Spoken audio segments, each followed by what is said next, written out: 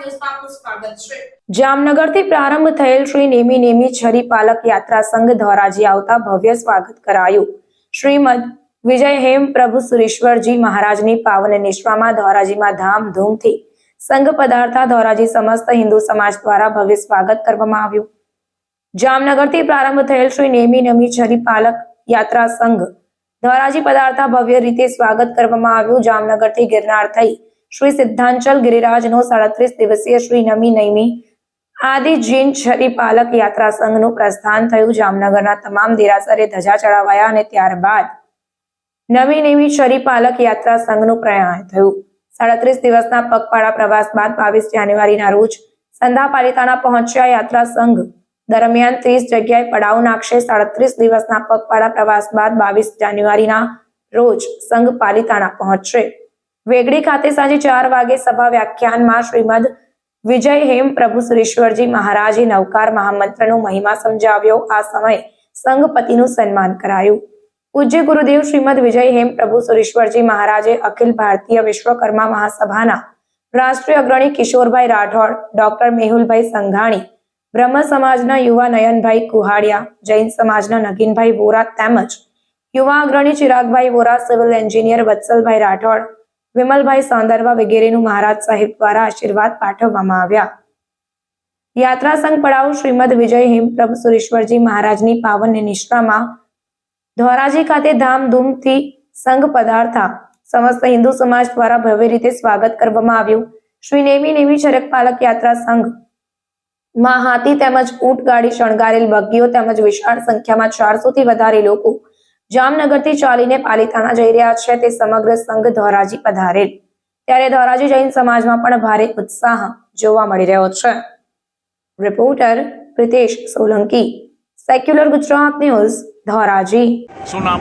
નગીનભાઈ વોરા, પૂર્વ પ્રમુખ લોકાગઢ જૈન સંઘ ધોરાજી। આજે જૈન શાસનના ઇતિહાસમાં આવી એક મહત્વપૂર્ણ પદયાત્રા લઈને અમારા પૂજ્ય ગુરુ ભગવંતો અને સાધ્વીજી ભગવંતો આવેલા છે।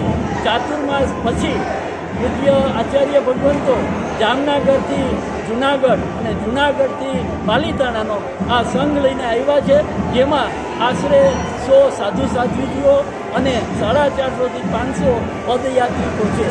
આ સંઘની જો ટૂંકામાં વ્યાખ્યા કહીએ તો સંઘ એટલે એમાં જોડાનારને સાધુત્વનું અનુભવ કરાવનાર એક પરિબળ એટલે આ સંઘ।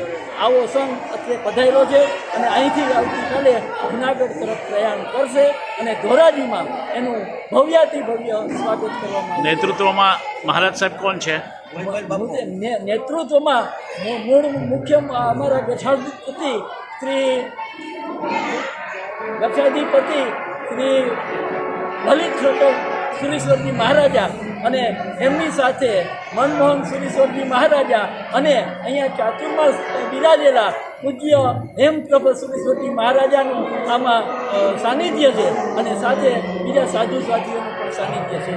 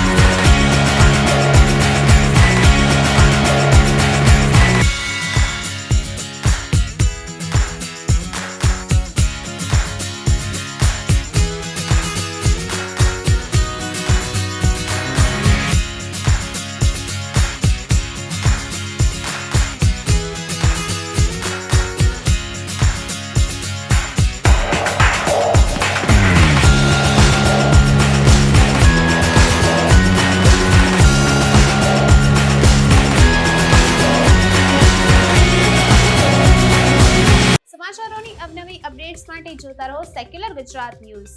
સાથે સેક્યુલર ગુજરાત ન્યૂઝ ચેનલને લાઇક, શેર અને સબસ્ક્રાઇબ કરો અને બેલ આઇકોન દબાવીને સમાચારોની ઝડપી માહિતી મેળવો।